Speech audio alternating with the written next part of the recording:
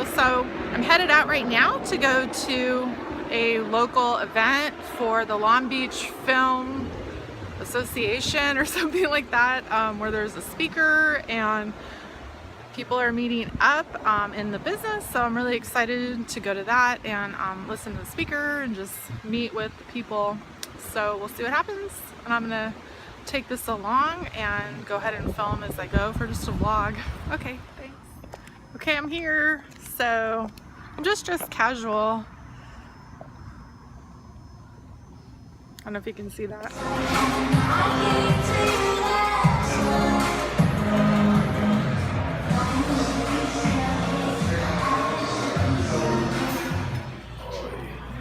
Sorry. My name is Josh. Hello, Josh. Write screenplays, music writer, sound engineer. Oh, sure. I might as well, right? Hi, I'm Natalie. Hello, Natalie. Hi. I'm an actress, writer, director. I do martial arts and stunts as well. I work for another site called We Live Film. Some people watch it, we live it. We do. We do. It's a collaboration of people all over the world. We have people in Australia. What is her name? Clint Eastwood's daughter, Allison Eastwood, yes. Interviewed her. This was her third feature film that she put forth. Long Beach Acting Film Association is an organization that was founded on the idea of bringing artists of Long Beach, ranging from professional, amateur to student, together to network, share information, and work on projects. Independent filmmaker. He's directed 9 short films. It's probably more than that now. It's probably 10, including the first place winner, the 2011 Little Hollywood Shootout 48-hour filmmaking competition. Sorry, I've just been stressed about this the whole time. I've been trying to act like I care about everything else, but I've just been really stressed out about this. Now it's okay. When I was a kid, I had a very successful but very short-lived career as a child actor. Like you said in the thing, most notably for the youngest lost boy in the film Book. I was the one that spit out the candle and yelled "Goodnight Neverland." After that, I did 4 episodes of a TV show called Cheers. I was one of Carla's kids. After that, I did 1 episode of a show called Mad About You. I was also on the cover of TV Guide. I was in a couple commercials. I was in some music videos, the ones where they had like all the big pop stars like Michael Jackson and everybody get together and sing these big anthems? Yeah, anthems to raise money and all that stuff. Yeah, that was all like when I was 6 and 7 years old, and then I took a break and kind of left the industry so I could kind of try to have a normal upbringing, like try to raise myself into an adult as like a normal person, which at that point was already impossible, but yeah, that didn't work out very well at all. And then I went through something that I feel like a lot of other child actors go through when they're growing into adolescence, is that they want to try to fit in more than anything, and so they kind of shun all that acting stuff. So I went through this phase where I denied it all. Like, people would say, "Weren't you that kid?" No, I wasn't me. It's just some guy that looks, I don't know what you're talking about. Even though like I really secretly had this like inner burning passion, and anytime I had the opportunity to grab a camera, I jumped on it.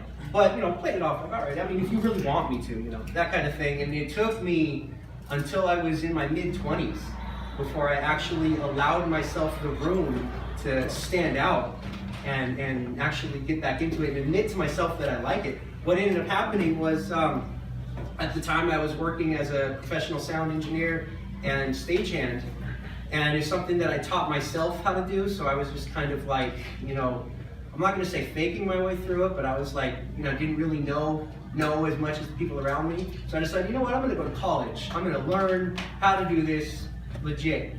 6 months into my time at college, I decided that I hated audio engineering and changed over to video production. I took a class called Video Production for Audio Students because I went to the Art Institute where I met my buddy Aaron here. Hi, my official sound guy.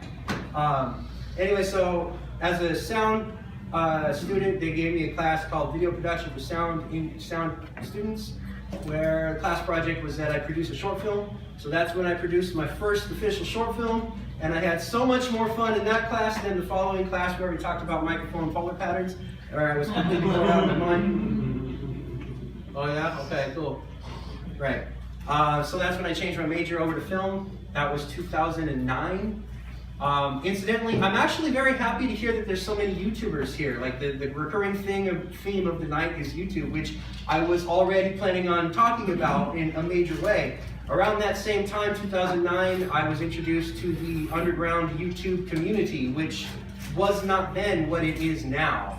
Now it's this whole big thing where, you know, everybody and their brother can get on there, but at the time, all everybody knew was like cat videos and viral memes and all that, but there was this whole big underground community there that had been, you know, thriving, and I was introduced to it, and I was like, you know what, this looks really cool, I'm gonna do this. So I started my YouTube channel in 2009, started every week posting whatever kind of, like, they were silly vlogs, you know, cracking jokes at the camera, that kind of thing, but I was doing it on a weekly basis. And that's when I changed over to film, and that's when I started my production company, Easily Amused Group Productions, in 2009. Director of admissions actually showed that short film to incoming new students for the next 2 years. So that's cool. So I figured, you know what, it looks like I actually have some talent here. So I stuck with it for another 2.5 years, and in my time at the Art Institute, I directed 4 short films. And then I bankrupted out of college because just so happens the Art Institute is a for-profit school and it was very expensive and I used all the money and all that. And I'm still up in debt up to my eyeballs, but that's a whole other topic altogether. I did my first 48-hour filmmaking competition.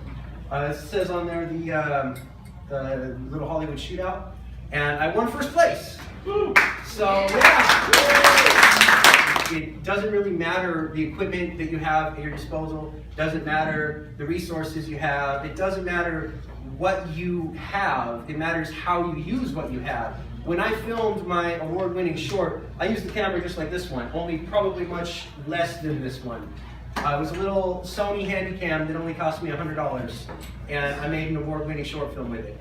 And I shot partnered YouTube videos for more than a year.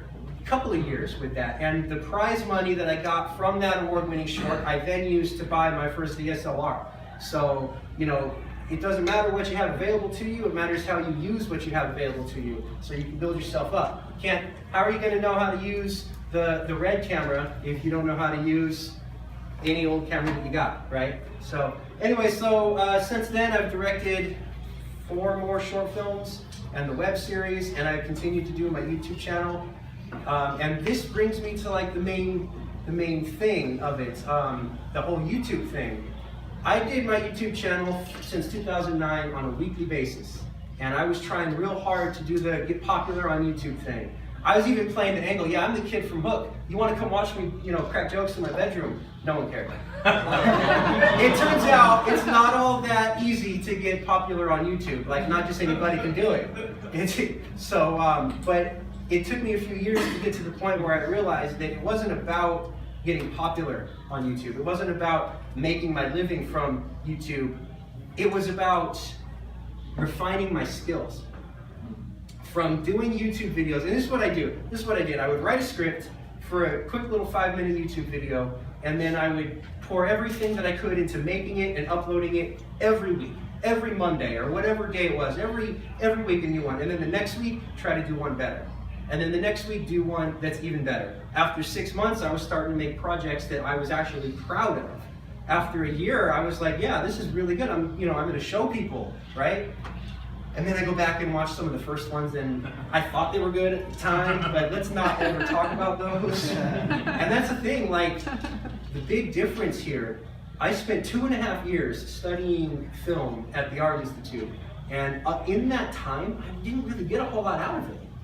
What I got out of it is the pointlessness of it. I'd go in and I'd sit down, and the teacher would be like, okay, here's your clips, here's what it's supposed to look like, go. And they'd sit down, and they'd sit on their computer for 4 hours, and that was your class.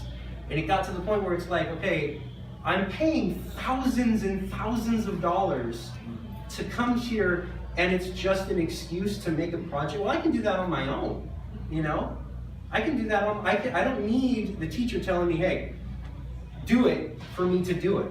It just comes down to how important is it to you. If it's important enough, find a way to do it. 9 short films, web series, and all that. I say just do it, and some people might be thinking like, it's not all that easy to just do it. You know, that's a big mountain, and I'm down here at the bottom. How am I going to climb that big mountain? So that's the benefit of YouTube, is that I was doing it all myself. Because the big thing, like, okay, I got to put together a crew. I've got a script, yeah, but I got to find actors. You know, there's a big crew. Like, it takes a lot of people to make a film, and unfortunately everybody has schedules, and it's not all going to line up, and it's a pretty daunting task to produce your own project, whether it's a short or a feature or whatever. Feature's more daunting. I've been writing a script for a feature for a year now, and it's, you know, anyways, doing it all yourself is very daunting, especially when it comes to finding people to do it with you, finding all the things you need. That's why what I'm preaching here is the benefit of doing it yourself away from that. See, I'm doing my own videos on YouTube every week, and I can do it all myself, right? I don't need to schedule anybody. I don't need to be, Aaron here is my sound guy in AG Productions, but I can do a short film a YouTube video every week. I don't need to call up Aaron and be like, hey, are you free this week? Oh, you're not free? Great, so I can't do anything. No, you can't. You can't. You ever heard the term one-man crew? Yes, a few of you were like, you are the one and only person on the crew. My first 4 short films that I did in college were a one-man crew. I held the camera, I mounted a microphone on top of the camera, I even had the clapper board out in front of the camera like this. Clap, okay, let's go. And then, you know, I did have actors, but that's the other thing I'm saying is you can do it by yourself without actors. And anybody in here, I'm assuming you're here because you want to be either a filmmaker or an actor, you should be doing this on your own.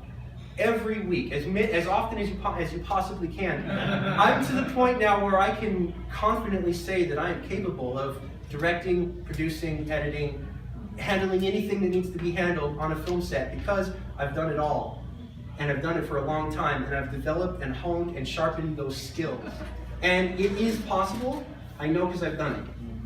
And if you're not doing that, then you're wasting your time. Anything else that you're doing, you're wasting your time when you could be developing your skills. And this is the first thing that I want to show. If the internet's working. Are you doing a selfie thing? Yeah, I'm gonna do a selfie video and then grab like a screenshot. Hello, Wendy. Thank you so much. Or do I call you Anna? Oh, it's Ann for the video. Okay, oh, so just don't say my name. All right, so we're videoing him. Yeah. Thank you, Ann, for coming to LBAFA. We had a fantastic time. Lots of great guest speakers. Did you like the guest it was speaker? awesome. Yeah, and it was so really good. cool movies. A lot of talented young filmmakers and actors. And not necessarily young people, all ages actually. Yeah. So it was a great meeting here at Cerebella's in Long Beach. Great pizza and beer for the people who drank it, and we had an awesome time. What did you think? It was your first meeting? Yeah, I think it was awesome. I can't wait to the next one. It was really, really fun, and they had great speakers and film. It was a lot. Like you really put a lot of thought and time into it. Thank you so much. How long have you been doing it for? Since 2012. Oh wow. So it's 2016 now, so we've been rocking a good couple years. And you're getting back into acting yourself, right? Yes, yeah. And so there's lots of awesome producers here that you can meet and talk to. We actually have a couple producers who are casting for their stuff. Yeah, so I want to audition for I'll that. push Thomas to try to cast you on Yeah, something. me I know the producer. I mean, gotta weigh in here so we can get you into some cool action. That would be awesome. Very cool. Okay, thanks. Thank you so much for coming. All right, thank you. Okay, guys, that'll conclude the video. I'm out of there. We had the boardroom here for this, so it was more like an actual mini film festival because it played films and we had a lot of people. So that will conclude this video. So thanks so much for watching. Okay, so anyway, I left there and now I'm making a stop back on the way home because I'm starving. It's like after 10 o'clock right now. We got there about 6 is when the meeting started, and there were so many people there, all kinds of filmmakers and actors and sound musicians, and I don't know, just like so many different people that went to that meeting. And it was just so awesome. And there's so many films and movies and everything that's filmed here in Long Beach or down on Belmont Shores. So there's really a lot going on here. So I'm really excited to get involved in that because, as you know, I'm from LA and I just moved out here to the beach a little bit ago. So I'm really excited to get back into some films and acting. So that should be really, really fun. But anyway, right now I'm gonna go get some of my favorite tacos. They have like the most amazing tacos there. And basically they're so good that my name there is like 2 chicken tacos because that's what I always get, 2 chicken tacos.